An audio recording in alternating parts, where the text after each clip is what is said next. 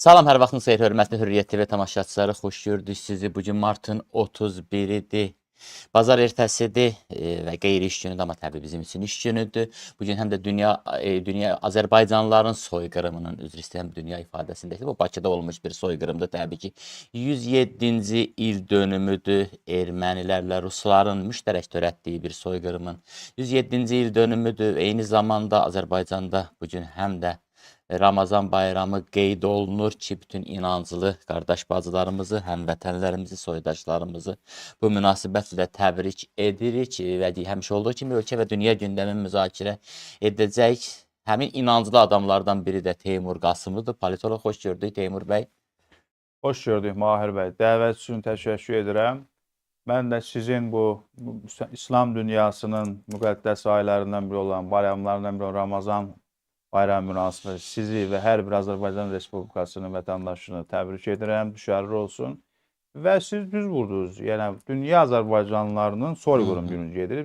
1998-ci ildə Azərbaycan Respublikası mərhum prezidenti Heydər Əliyev tərəfindən sərəncam imzalanıb. Allah Azərbaycanın ərazi bütövlüyü uğrunda dünyasını dəyişənlərə, şəhidlərə hər birisi rəhmət eləsin. Qazilərə şəfa diləyirəm. Allah Azərbaycan xalqına da belə soyqırımlar nəsib göstərməsin, nəsib etməsin. Teymur bəy, 2 gün əvvələ qayıdaq şənbəyə, həmin şənbə ki, Türkiyədə ana müxalifətin Cümhuriyyət Xalq Partiyasının Əkrəm İmamoğlu'nun həbsi ilə bağlı çox izdihamlı etiraz mitinqi keçirildi. Düzdür, mitinqə qatılanların sayı ilə bağlı fikir ayrılıqları var. Yəni, müxalifət iddia edir ki, mitinqə 2 milyon, 200 min adam qatılıb. İqtidar, yəni Erdoğan iqtidarı iddia edir ki, o meydanın tutumu cəmi 525 minə qədərdir. Yəni, bundan artıq adam ola bilməz. Belə təbii şeylərdir. Yəni, biz bunu dəfələrlə əslində mitinqlərə münasibət deyil. Yeri gəlmişkən Azərbaycanda da olub belə say fərqi, yəni saya fərqli münasibət Türkiyədə də, dünyada da. Yəni, bunu qoyaq hətta bir kənara. Yəni, həm müxalifətin dediyi rəqəmi azaldaq, həm iqtidarın dediyi rəqəmi artıraq və belə hesab edək ki, hər halda bütün ətrafa toplaşan insanları da nəzərə alsaq 1 milyona qədər adam İmamoğlu'nun həbsinə etiraz elədi, azadlığa buraxılmasını tələb etdi və Erdoğanın istifasını tələb etdi. Erdoğanın İmamoğlu'nun göndərdiyi məktubda Erdoğanın qorxduğu bildirildi ki, yəni sən açıq mübarizədən qorxursan və eyni zamanda bundan bir gün əvvəl New York Times'da Əkrəm İmamoğlu'nun bir yazısı dərc olundu və bildirdi ki, Erdoğan'a müraciətlə dedi ki, mən 2019-cu ildə sənin 2 namizədini məğlub etmişəm. Meri seçkisində və ötən ildə daha bir namizədini məğlub etmişəm. Sən mənlə açıq mübarizədən qorxursan. Bu təbii ki, İmamoğlu'nun mövqeyidir. Teymur bəy, və bundan sonra da bildiyiniz kimi artıq müxalifət imza toplanmağa başlayıbdır. Elə deyəsən İmamoğlu'nun anadan olduğu yerdən başladılar. Bəli, deməli, hədəf odur ki, imza toplamaq yolu ilə erkən seçkiyə nail olsunlar. Yəni 2028-ci ildə seçki olmalıdır və bunun 2 yolu var. Bildiyimə görə bir parlamentdə müxalifət yəni nail ola bilər bu erkən seçkinin təyin olunmasına və ya təbii ki, Erdoğanın yəni fərmanı olmalıdır bununla bağlı. Türkiyədə həm bu mitinqə münasibətiniz, mitinqdə səslənən şüarlara münasibətiniz və həm də istərdim biləm, hazırda Türkiyədə hakimiyyət davası gedir, yoxsa dəyərlər davası gedir? Birincisi, maraqlı suala görə təşəkkür edirəm. Məncə də o sizlə razıyam. 750 minlə deyilir o Maltepe meydanını. Mən gedib o Maltepe'ni görmüşəm. Bu meydanı Anadolu tərəfdədir. Bizim kimi bir Maltepe İstanbulun üstündə bir rayondur, yəni ilçədir. Və mən də 1 milyon və yaxud da orada fərq eləmir. Birincisi o miting əlbəttə ki, bu hal-hazırda mənə elə gəlir ki, sualınızın birincisi cavabı budur ki, hakimiyyət yox, dəyərlər davası gedir.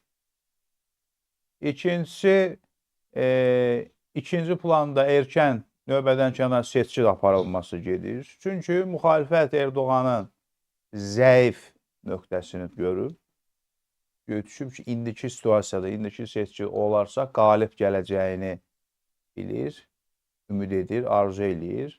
Və 31 mart bələdiyyə seçkilərində CHP ilk dəfə birinci partiya çıxdı, qalib gəldi. Ondan sonra CHP'nin lideri, yəni sədri Özgür Özel, bilirsiniz, normallaşma bir prosesi başladılar və bu Maltepe mitinqindən ümumiyyətlə 19 mart hadisələrindən sonra bu normallaşma prosesi demək olar ki, bitdi və Türkiyə cəmiyyəti daha da qütbləşdi, radikallaşdı.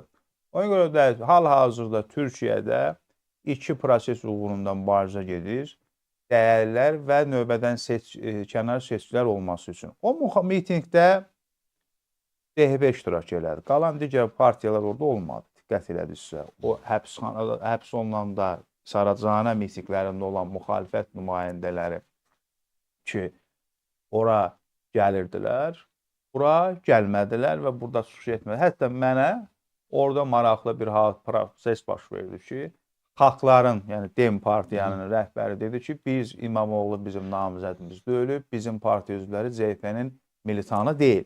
Ona görə də sualınızın cavabı budur ki, hal-hazırda Türkiyədə Erdoğanın indiki iqtisadi vəziyyət və digərlərindən istifadə edərək növbədən kənar seçkilərə aparıb məğlub etməkdir. Rəcəb Tayyip Erdoğan 2028-ci ildə hazırki situasiya ilə, konstitusiya ilə bir dəfə də müzakirə eləmişik. Namizədliyini verə bilməz. Bundan öncə də üzr istəyirəm deyirəm, sual vermişsiniz. Burada proses konstitusiya dəyişməsindən gedir, referendumdan gedir. Proses bu pərdə arxası məqamlar budur. Amma ümumi olaraq müxalifətin imza kampaniyasına gələk. Birinci siz veriş başlamamışdan da öncə dediniz, konstitusiyasına da baxılıb. Bu nə qədər imza yığılacaq və o imza ilə növbədən kənar seçkilər olacaq. Bu Türkiyənin konstitusiyasına müəyyən belə bir təsbit olunmayıb. Müxalifətin də parlamentdə gücü yoxdur ki, növbədən kənar seçkilər keçirmə imkanı yoxdur. Həmişə olduğu kimi ancaq və ancaq Rəcəb Tayyip Erdoğan hakimiyyəti və özü şəxsən növbədən kənar seçkilər təyin ediblər. Yəqin ki, son sözdə olar deyəcək.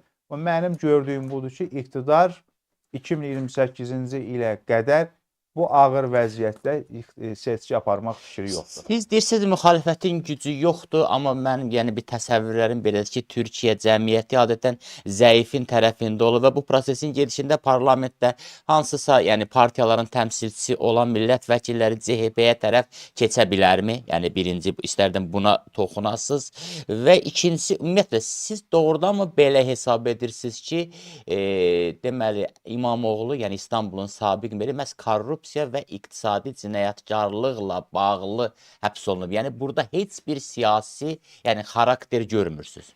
Mən sizə açıq və bir söz deyim. Mən məsələlərdən yəni çəkinmirəm, qorxmuram, amma mən Türkiyənin daxili məsələlərindən danışmağı sevmirəm. Ümumiyyətlə mən yenə biz bölünmüşük, baxıram Azərbaycan cəmiyyəti 19 martdan tərəfdarlar, əleyhdarlar o mitinqə çıxanlar Azərbaycanda təhqir eləyirlər. Bu düzgün deyil. Onların baxırlar, vətəndaşı yüzümüzdə görürük. Nəsə bildiyimiz də var.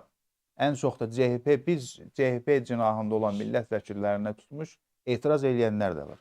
Və yaxud da bu biri cinahda çıxanlar ki, bu olmaz. Ümumiyyətlə Azərbaycan Respublikasının əlbəttə olmaz, amma mən daxili Türkiyənin məsələlərinə qarışmağın əleyhinə və danışım. Ola bilər fikir bildir. Onlar necə ki qarışmırlar. Qaldı o korrupsiya, rüşvət tutulması məsələsinə mən bu haqda da bir şey deyə bilmərəm. Bunu heç kim demir. İddialar ortada gəzir. Terrorla tutmuşdular, terror üstündən götürdülər və sonra indi məhkəmə olacaq, sübut olacaq, bilinmir. Amma və lakin, yəni qısa kəsədən görsələn budur ki, bu həbslərin, bu digər məsələlərdə ən önəmli məsələ siyasidir. Ona görə də bir daha təkrar edirəm. Yəni, mən yenə deyirəm, danışmaq istəmirəm. Özəl oldu lider artıq. Halbuki özəl səhvlər elə gedirdi.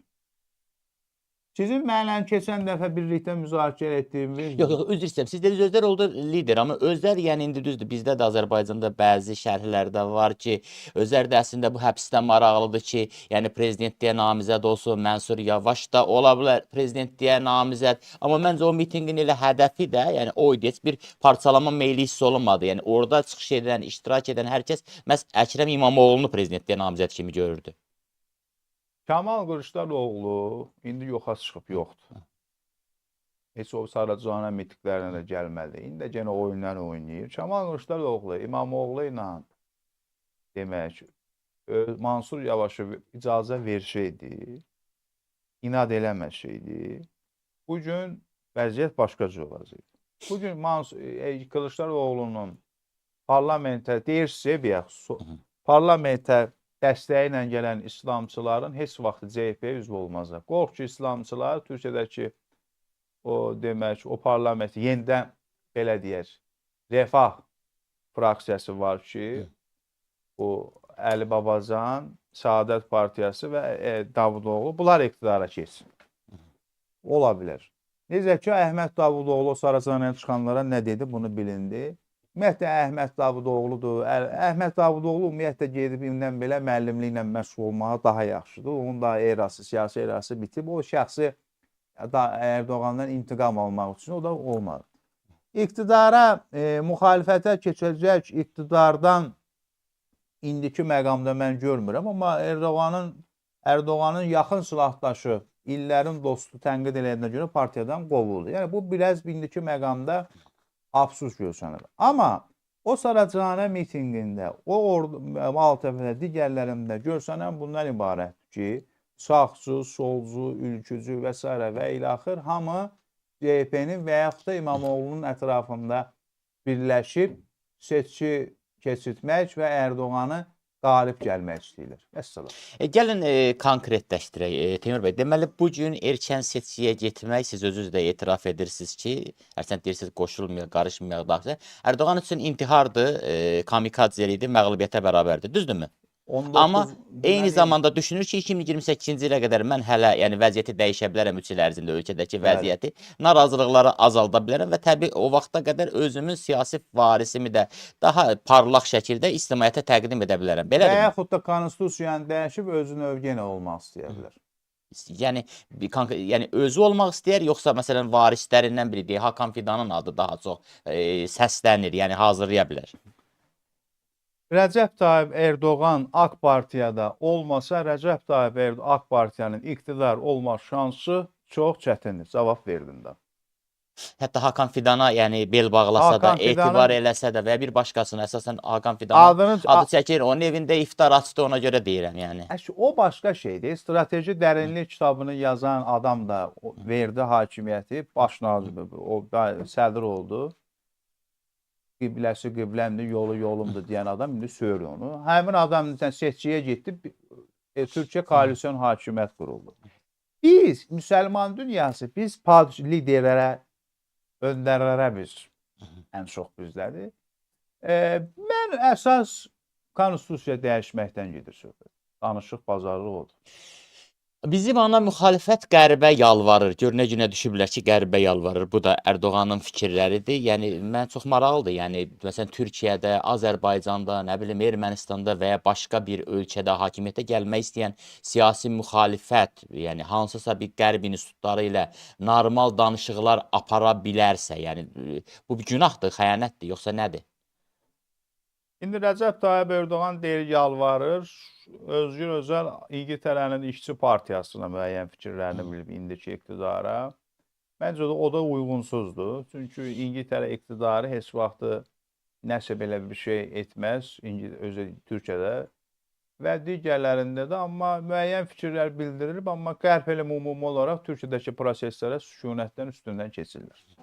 Bütün bu proseslərin gedişində sizə elə gəlmir ki, həm də Erdoğan müəyyən mənada tilova salınıb sanki. 3 il qalmış seçkiyə əsas rəqibini atmaq içəri və istər-istəməz hətta Əkrəm İmamoğlu'nun tərəfdarı olmayan adamlar belə yavaş-yavaş ona tərəf meylənməyə başlayıblar. Gənclər, tələbələr, sənətçilər və özünə qarşı yəni bu boyda bir geniş cəbhə açdı. Bu ağlı, bu fikri hörmətli Rəcəb Tayyip Erdoğan'a kim verib, kim qərar verib? Çünki o 2002-ci ildən son prezident seçkilərinə qədər bələdiyyə seçkilərini qoyuram. Ustalıqla idarə edib, ustalıqla oyunlar qurub, müxalifəti parçalayıb, bölüb. 2007-ci ildə jurnalistsiz, başqa rəgəh rəisi bir nota verdi yalandan. Sonra qalxdı. İndi bu kim bu eləyibsə o olacaq və ən önəmlisi Mərkəzi bankda bilirsiniz, dollar, pullar silindi və s. ilə axı. Ona görə də bunu zaman göstərəcək. Siz Amma vurğu burada bilinir ki, qanun olmasa, konstitusiya, nə bilim, hüquq, diplom bərpa olunmaz, həbsxanadan çıxsa belə. Bu diplomu yoxdur. mən Ona istəyirəm görə ki, də siz əsas burada işi pozdu. İstəyirəm siz vurğunu yaşa vurursunuz sanki. Yəni Ərdoğan bu vaxtdan indiyə qədər bütün gedişləri 2002-dən səhv eləmirəmsə dediniz də, ya İqtidara gəldi. ustalıqla apardı bütün gedişləri, müxalifəti parçaladı, dəfələrlə seçkilərdən qalib ayrıldı və ilaxır və sair. Yəni dolayısıyla demək istəyirsiniz ki, artıq Ərdoğan yaşlanıb, yəni əvvəlki qədər çevik siyasət yürüdə bilmir, yoxsa nə demək istəyirsiniz? Bəlkə daha açıq danışasınız. Mən sizin sualınıza cavab verdim ki, 2002-ci ildən son prezident seçkilərinə qədər ustalıqla siyasət aparan bir insan bir vətən indiki öz içərisindən tənqid olunan Özgür Özəli lider elədi. Özgür Özəl Döçəvəliyə deyib ki, əgər İmamoğlu namizəd olmasa, bizim başqa namizədimiz də olacaq. Özü mü, Mansur Yavaş mı? Amma 2028-ci il hesab kitabında görsənən budur ki, konstitusiya məsələləri ilə danışıqlar gedir. Konstitusiya bazarlıqları gedir. Erdoğan yenidən parlamentə gəlsin, baş naziri institutu bərpa olunsun və s. və ilaxır. Mən də deyirəm ki, bu siyasəti nə oldu, neynədi? İmamoğlu'nu içəri atıb, yəni həbs olunub, o korrupsiya ittihamları, digərləri məhkəmə öz işləri bilər. Sübut olunacaq, olunmayacaq bilmirəm. Özgür Özəli mi lider eləmək istəyirlər, yoxsa Mansur Yavaşı mı lider eləmək istəyirlər? Yəni bu məsələlər var. Amma Özgür Özəl artıq oldu CHP'nin lideri. Bilirsiniz, qurultay olacaq. İddialar var, yenidən Kemal Kılıçdaroğlu müəyyən nəsə bir namizədliyi versin digərləri. Ona görə də demək istəyirəm ki, bu oyunu kim qurubsa, bu qərarı veribsə, əlbəttə Rəcəb Tayyip Ərdoğana qarşı aqressiya çox ar.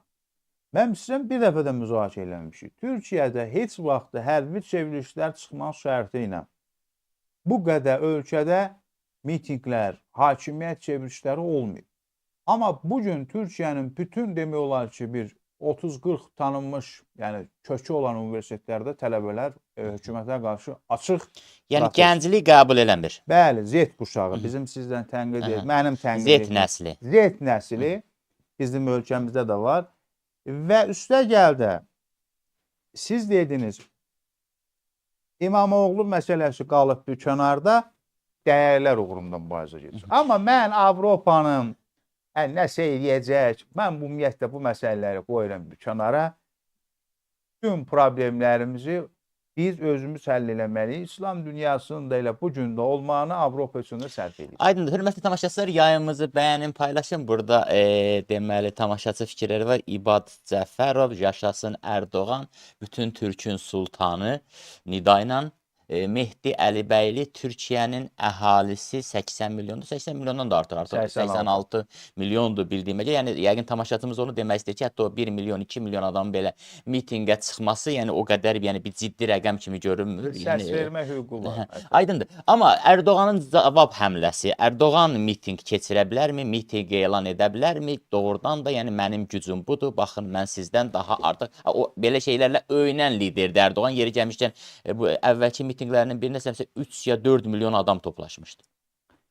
5 milyon da toplaşa bilər, 10 milyon da toplaşa bilər. 86 milyon vətəndaşdır, amma səs vermə hüququndan danışmaq lazım. Azərbaycan Respublikasında da 10 milyondur, 10 milyonun səs vermə hüququ yoxdur. 4 milyon. Söhbət ondan getmir. Söhbət Erdoğanın indi hələ Türkiyə Ramazan bayramıdır. 7-si bitir. Ona görə də hələlik gündəmində miting yoxdur. Dünən Ramazan bayramı mesajı göndərib bütün təşkilatlarına, müxalifətin daxili məsələlərlə qarışmayın, provokasiyalara gəlməyin. Miting yox, bu sualınıza belə cavab verirəm. İstanbul Böyükşəhər Bələdiyyəsinə qəyyum tanımadılar. təyin etmədilər. Bəlkə cəsarət eləmədilər. Bunun nəyin göstəricisidir? Hı -hı. Geri Biraz çəkildi. da çəkindi, yəni xalqın narazılığını. Teymur bəy, Türkiyə hərbçiləri generalitet kimi yanındadır. Çünki mən sadəcə ehtimallarımı əlbəttə irəli sürə bilərəm. Baxmayaraq ki, Ərdoğan ildən ilə hərbçilərin, yəni o sosial rifah halını yaxşılaşdırmaq yönündə addımlar atır. Bununla belə nədənsə hər generalitetin də Ərdoğanı sevmədiyi ilə bağlı iddialar var. Bu düzgün fikir deyil. Generalitetin, ümumiyyətlə Türkiyə hərbi silahlı qüvvələri artıq əvvəlki kimi hərbi çevrilişə etmək cəhdi və digər məsələlərlə bağlı belə deyək, gündəmdə yoxdur. Son çevrilişə cəhd bir qrup Türk ordusu, Türkiyə silahlı qüvvələri yox, bir qrup hərbi çevrilişə cəhd elədi. O da uğursuzluqla nəticələndi.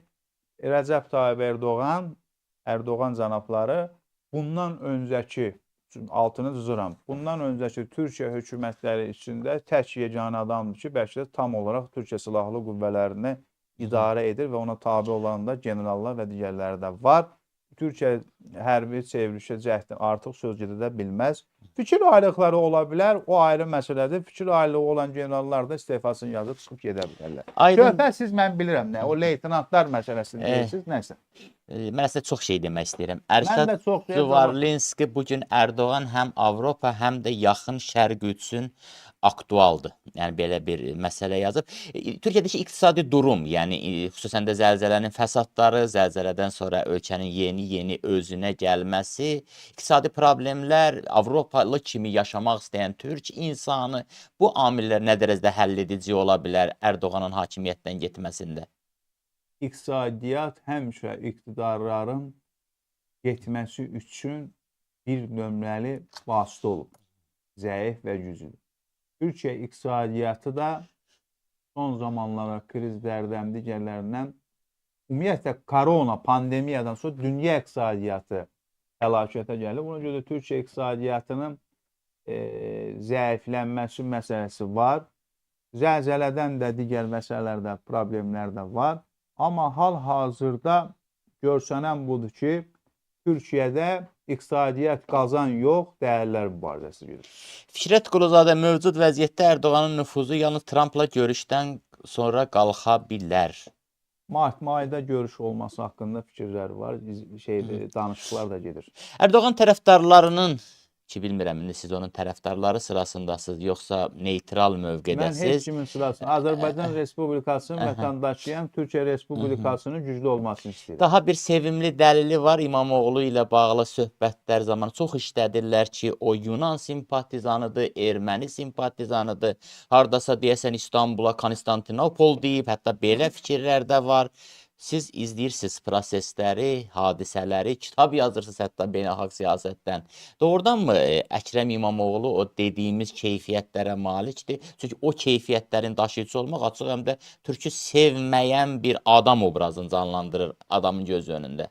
Mən sizə hörmətim var, olacaq da. İndi sevə-sevə də gəlirik. İndi bu son zamanlarda da danışmağa da bir, mən öz adımdan danışıram. Bu Mirzə Cəlilin demişik də, anamın kitabı günündür. İndi adam qorxur bu ölkədə bir söz deyəcək bu buna, öyle bir vəziyyətdir ya. Yox, siz qorxmayın, siz deyin, yəni açığı danışın, gerçəyi danışın. Burada hələ bizim heç bir qonağımızı buradan polis gəlib aparmayıb. Ona görə siz cığıraçsan olmayacaqsınız, narahat olmayın. Yox, siz usta diplomatsınız, jurnalistsiniz, burada diplomatik gedişdə eləyirsiniz. Birincisi adam, yəni mən o İmamoğlu'dan getmiş söhbət. Mən 6 il oxuyub gördüyümü deyirəm. Orada erməni yaşayır. Orada Yunan yaşayır. O olanın bayramını təbrik edir. Necə ki, Azərbaycan Respublikasının dövlətimizin rəhbəri, prezidentimiz bu ölkədə yaşayan Yahudilərin, pravoslavların, katoliklərin müəyyən bayramını təbrik edir. Bu da elə bir bayram təbrik edir. Və indi o erməni simpatizanı, heç kim orada heç nə simpatizanı, hamı orada öz marağı və səs üçün götürür. O cümlədən zaman da Türkiyə Respublikasının prezidenti də görüşür, eləyir, məsələlər var.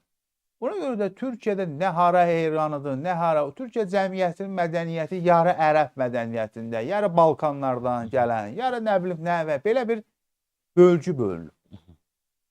İmamoğlu Bakıya gəlmişdi COP-da. Bundan niyə o Azərbaycanda o danışanda ondan niyə demir?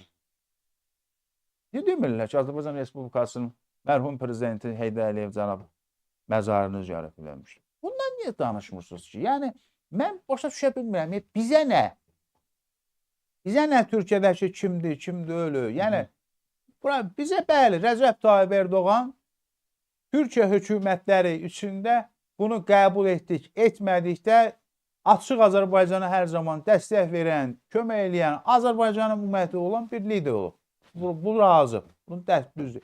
İndi bilmirəm, erməni simpatizmi, Yunan simpatizmi bu haqda mənim heç bir məlumatım yoxdur. Amma mən bilirəm ki, Yunandan da, ermənidən də səs almaq lazımdır. Hə, yəni Bir dəqiqə. Türkiyənin adaları var. Gedin İstanbula, nə vaxtsa bir gedərsiniz. getmişəm mən artıq İstanbulda dəfələrlə olmuşam. Məndən çox. Adalara getmişsiniz. Adalarda seçilmək üçün mütləq ermənilərdən dəstək almalısınız. O adalar deyilən bir şeydir. Oranın bələdiyyəsinə. Oranın hamısı ermənidir. Ora bir normal adam. Ona görə də adamlar seçki strategiyası aparır. Mən ona görə də İmamoğlu'nun əlində erməni deyil, Yunanlı, bu haqda bir şeyim yoxdur. Deməli, yəni demək istəyirsiniz ki, Azərbaycanlıların bu gün Ərdoğanı çılğınca dəstəkləməsinin kökündə, mayasında həm də o dayanır ki, biz Ərdoğanı kifayət qədər yaxından tanıyırıq, o bizim dostumuzdur, qardaşımızdır, amma Ərdoğanı əvəz edə biləcək adam Azərbaycanı nə dərəcədə sevəcək, hələ onunla bağlı müəyyən narahatlıqlarımız var. Mən bu ümumiyyətdə Azərbaycanda, Türkiyədə iqtidar dəyişəndə kim gələcək, kim gedəcək, Azərbaycanda nəyinsə dəyişib düzələcəyinə heç kim mənə zəmanət verə bilməz. Bu bir. Özgür Özel Azərbaycanla barışıq elan edib. Özgür Özel Azərbaycan səfiri ilə görüşüb və Özgür Özel Azərbaycan Respublikasının cənab prezidentimiz İlham Əliyevlə telefonla danışıb. Mənə Türkiyədə, mən Teymur Qasımlı, Azərbaycan dövləti elə siyasət aparmalı. Mənim bugün istədiyim o. İqtidarı, müxalifəti ilə də siyasət aparmalıdır. Münasibətlər qurmalıdır. Azərbaycanda, Türkiyədə Erdoğana iki cinahdan baxanlar var. Məzhəb, İslamçılıq, müəyyən türkçülük, Türkiyə meyilçiliyi, Türkiyəçilik eləyənlər var və s. olsun. O da olsun. Amma son sözü Türkiyə Respublikasının seçicisi, vətəndaşı, iqtidarı, müxalifəti deyəcək. Orada çıxan insanları və yaxud da lehinə, əleyhinə təhqir etmək olmaz. Bu ermənidir, bu nədir, bu haqda da fikirlər mənim əlimdə də yoxdur. Ona görə də bu sualınıza cavab verə bilmirəm. Amma bu proses sözü xoşunuza gəlirmi? Yəni Azərbaycanlıların ikiyə parçalanması, Ərdoğan tərəfdarları, sonra İmamoğlu tərəfdarları, əməllicə sosial şəbəkələrdə diskussiyalar gedir. Yəni ən azı insanlarımız bununla gözünün qorduğunu öldürürlər. Yəni böyük siyasətin içində olduqlarını göstərmək istəyirlər. Öldürsünlər, yaxşı eləyirlər, hər kəsin hüququdur. Mən qurdumu öldürmürəm, fikrimi də bildirmirəm. Bir dəqiqə. 2019-cu ildə nə mən sizi tanıyırdım, nə də siz məni. 2019-cu ildə mən İstanbul Universitetinin doktorantıydım. Əkrəm İmamoğlu bələdiyyə seçkilərini keçəndə canlı gözümlə görmüşüm. Gəzmişəm, üstünə gəlib. Mənim yaşadığım əraziyə Məhərrəm İncə də gəlmiş. Bu məsələlər də qoyuruq qırarıq. Onda o yazımda durur. Onda da qırırdı Azərbaycan vətəndaşı. Onda yazdım ki, yazda var ata biləm. O İstanbulda Azərbaycanlılara avtobus pusud olacaq. Kim seçilir, seçilmədi. Olsun. Türkiyə Respublikası mən Teymur Qasımlıya görə güclü olsun, var olsun, Azərbaycandan biri olsun. Vəssalam. Yəni Azərbaycan Respublikasının vətəndaşlarının, tələbələrinin, digərlərinin əlbəttə siyasi fikir bildirməsi, digər məsələlər yaxşıdır. Amma bu açıq ifrata varılmamaq şərti ilə. Ərşad Zıvarlinski yazır, prezident seçkisində 3-cü yeri tutmuş Azərbaycan əsilli siyasətçinin mövqeyi haqqında nə bilirsiniz? Bu Sinan Oğanı deyir. Yəni bu proseslərin keçində hər hansı bir açıqlaması olunmu? Yox. Amma Sinan Oğanın məlum ittifaqa qoşulması ötən prezident seçkisinin taleyini həll etdi. Hətta o vaxt belə bir fikirlər də var ki, Azərbaycan da bu məsələdə hansısa maraqları olub. Hərsən siz deyirsiniz, qoşmayaq, qatmayaq bir-birinə və ilə axır. Bu haqda mənim məlumatım yox. Qarışmayın başqa dövlətin daxili işinə. Burada insanlar gözəl bilir kim kimdir. Kim deyir olsa onu? Tamaşaçımız yazıbdı. Aksu var, Eftalit, qəribə bir nik var. Qədir Ata, hansısa müsəlman dövlətində demokratiya deyilən bir şeyə inanmaq gülüncdür. Amma siz Türkiyədə demokratiya olduğuna inanırsınız və belə hesab edirsiniz ki, ki növbəti seçkidə də, prezident seçkisində də, yəni Erdoğan özü olacaq, olmayacaq, indi hərsən deyirsiniz, özü çalışacaq, olmasa belə namizədi uduzarsa o məğlubiyyəti normal qəbul edəcək. İnşallah. Demokratiya 2-3 nəfərin birlikdə söhbət eləməsi də demokratiyadır. İnşallah dediniz, yəni mən istəyirdim ki, yəni istəyirsiniz ki, növbəti seçkidə Erdoğanın adamı qazanmasın, yoxsa necə? İnşallah Türkiyə bu ağır günlərdən sağ-salamat çıxar. Vəssalam. Ağır gün deyərkən təbii ki, daxili siyasi mübarizə, amma bu daxili siyasi mübarizə indi baş verənlər Türkiyənin ki, o planları var idi. Suriya ilə bağlı, Qafqazlarla bağlı, hətta bəlkə Rusiya-Ukrayna müharibəsi ilə bağlı, İsraillə münasibətlər, onlar da o məsələlərdə də iddialarına zərbə vururmu indiki daxili böhran? İqtisadi məsələlər, daxili İsrail deyəsən Türkiyənin Suriyada aktiv olmasından demək bu günlərim iclas keçiriləcəklər Təhlükəsizlik Şurasında. Suriyada dünən hökumət açıqlandı, bilmirəm, baxdınız, baxmadınız. Əsas Türkiyə Suriyada uğurla gedir, unitarlıq qorunur.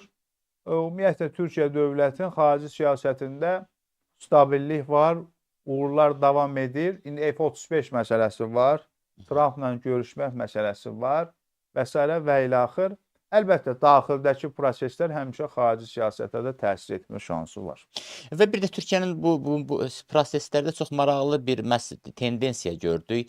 İmamoğlu və Özgür Özel öz tərəfdarlarına müraciət edirlər ki, Erdoğanın şirkətlərini boykot edin, Erdoğan öz adamlarına müraciət edir, az qala ki, onların şirkətlərini boykot edin. Yəni, bu bir qədər qəribə görünür.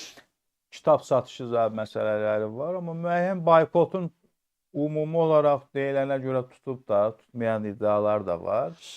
O şirkətdə yox, əsas orada kanal məsələsi var. Mən bir daha deyirəm, bax, bir sonuncu dəfə deyirəm. Yəni, telekanallar demək istəyirsiniz. 2002-ci ildən 2023-cü il seçkilərinə qədər ustalıqla idarə edən adam daxildə və bundan da ağır günlər görən, hərbi çevriliş və s.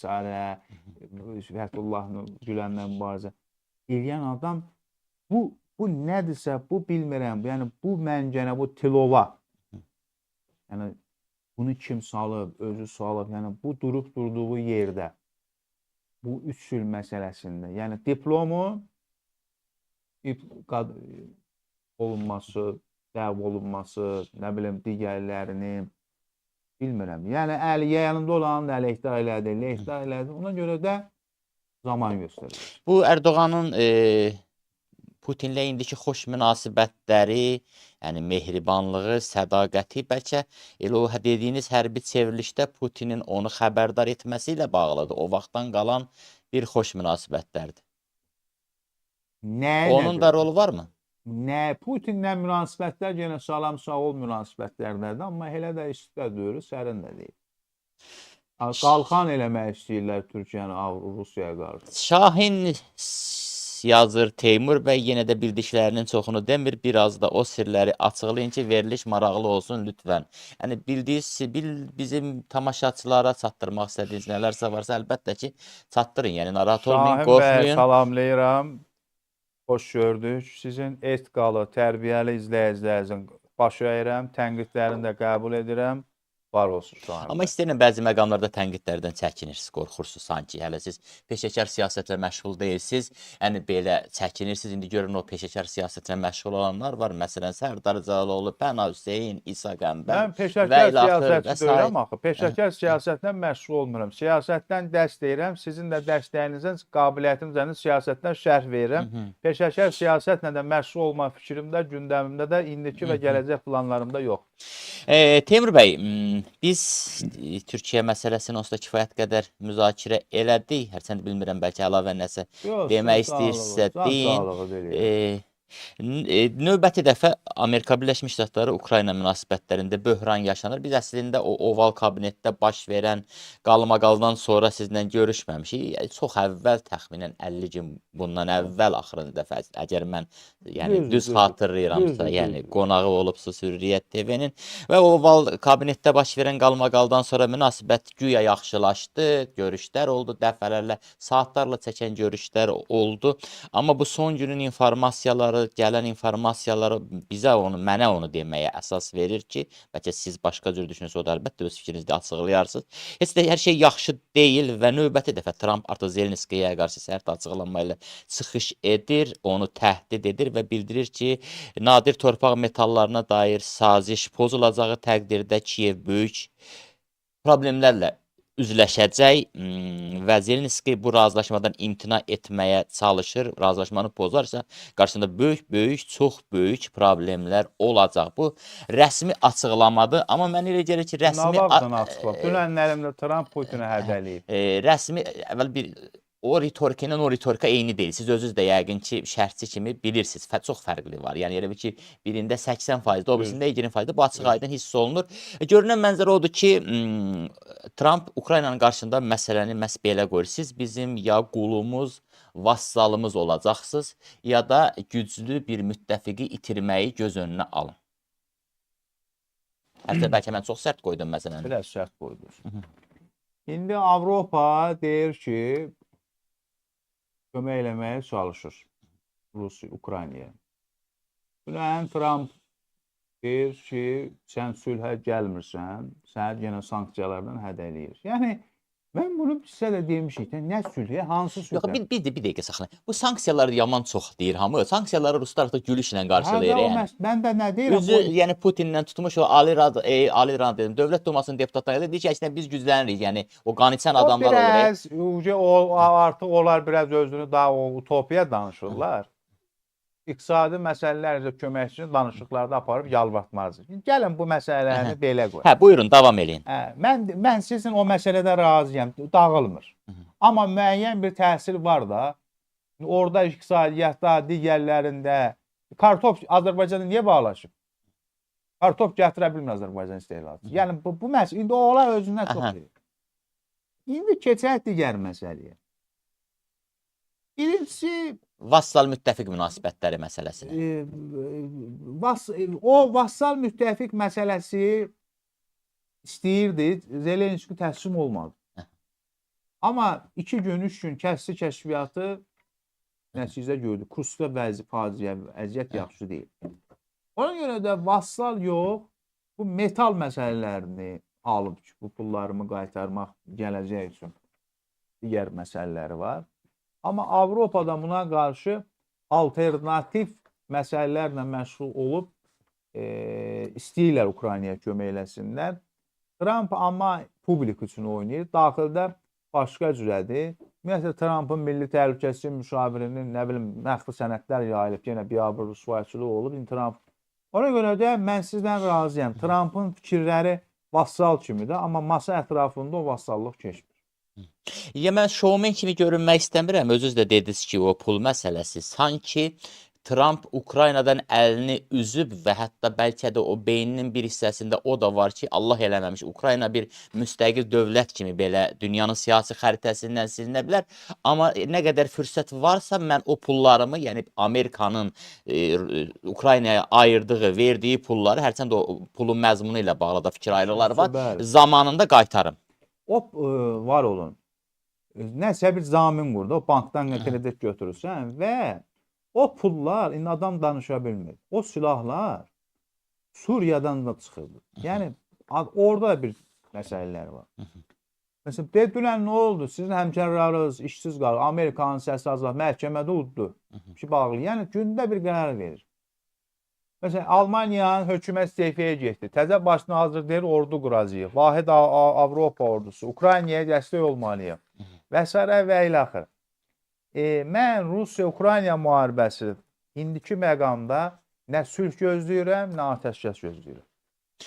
Bunu da hətta qoyaq qırağa. Ümumiyyətlə sizdə elə gəlmir ki, bu artıq Ukrayna ilə Amerika arasındakı fikir ayrılıqları ki, mövcuddur, davam eləyir, düzdür, qalxan enən ziqzaqvari bir proses izləyirik, amma hər halda məsələn Amerika-Rusiya münasibətləri daha yaxşıdır. Nəinki Amerika-Ukrayna və yəqin ki, bunu da heç kim gizlədə bilməz və heç kim bunu maskalaya, pərdələyə bilməz. Yəni təkcə o nadir torpaq mineralları ilə Ukraynanın bütün sərvətləri ilə hansı ki o bildiyimə görə razılaşmada indi olan, olmayan bütün sərvətlər üzrə razılaşma nəzərdə tutulur. Daha doğrusu Amerikanın tələbləri var onunla bağlı.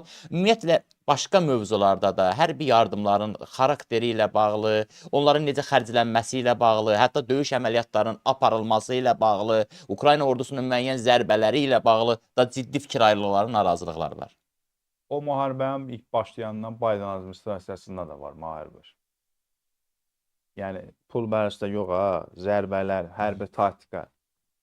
Ukraynada ordusunda İngiltərə və ABŞ müəyyən fikir ayrılıqları var, idarə etmə, hərbi taktika məsələlərində o var. Trumpa gəldikdə isə yaxşı, belə bir fikrimi atım ortaya gələn dəfəyə qədər. Mən görürəm ki, bu Putin deyir ki, mən oturmuram, gedim bu adamı dəyişir, Zelenski. Adı bu ilk dəfə, tarixdə ilk dəfədir ki, yəni bu bilmirəm, siz oxumusunuz, görmüsünüz. Deyir, get iqtidarı dəyiş, mən sənə sülh bağlayayım, atəşkəs olun. Bu gəzir, dolaşır belə bir şeylər ki, mənə elə gəlir bu Trumpa da kimsə inandırıb ki, Zelenskini dəyişmək lazımdır. Hakimiyyətli gəlmir. Belə bir proseslər gedir, amma heç kim Zelenskini... Ruslərin köhnə oyunudur da, o xüsusi idarəçilik rejiminin yaradılması, necə bizdən Qarabağ almaq istəyirlər, Arkadi Volskinin əliyinə yadınıza gəlir, başımıza nə oyun açdılar və indi də həmin oyunları Ukraynanın başını açmaq istəyirlər. Vladimir Putin də yaxşı görür ki və bilir ki, Trumpa güvən olmaz, inanmırlar. Artıq əvvəlki kimi deyil. Ona görə də o da görür ki, bu məsələlər var. Ona görə də hakimiyyət dəyişilməsi məsələsini gündəmə gətirdilər. Nəsə belə bir proseslər gedir. Amma Ukraynada heç kim hakimiyyət dəyişə bilməz.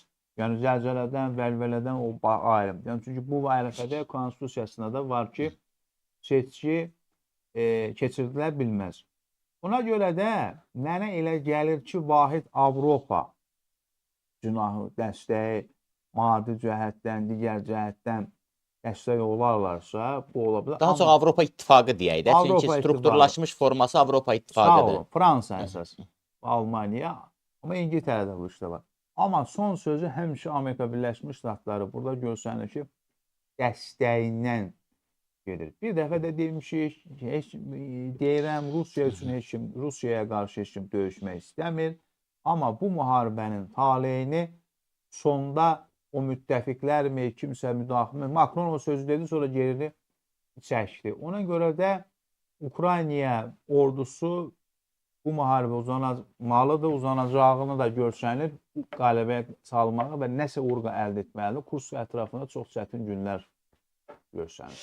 Avropa İttifaqı vahid cəbhə ola bilərmi Amerikaya qarşı? Çünki mən baxıram, yəni görüşlər olur, müzakirələr olur. Sonunda axırıncı dəfə Fransa dedi, mən 2 milyard ayıracam, kimsə gəlir 1 milyard ayıracaq, kimsə F-16 verəcək. Amma bununla, yəni Amerikanın müharibədəki rolunu, yəni kompensasiya eləmək mümkündürmü?